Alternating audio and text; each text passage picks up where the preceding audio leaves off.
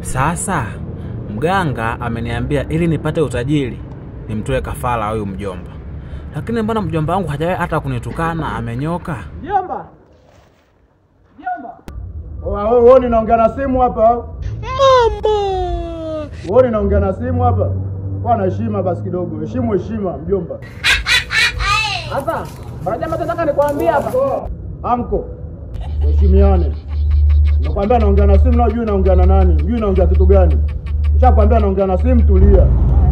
Mbona ananipa vishawishi vya kumtoa kafara sasa? Kwa nini nishindwa hata kuongea naye? Ngoja nimpigie mganga.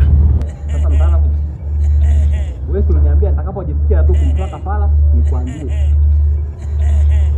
Hapo nisikie dakika ngapi? Mjomba. Mjomba. Wewe nini? Mimi simekwambia naongea na simu hapa au? Kichwa kama bunduki. Mjomba ni mama lakini nitakuvunjia heshima ujue. Acha kuzingua mjomba, na kuheshimu. Nishakwambia naongea na simu, tulia. Acha akapumzike tu. Acha atangulie. Kwanza hana msaada wote kwenye familia. Acha aende tu, anamfokea nani?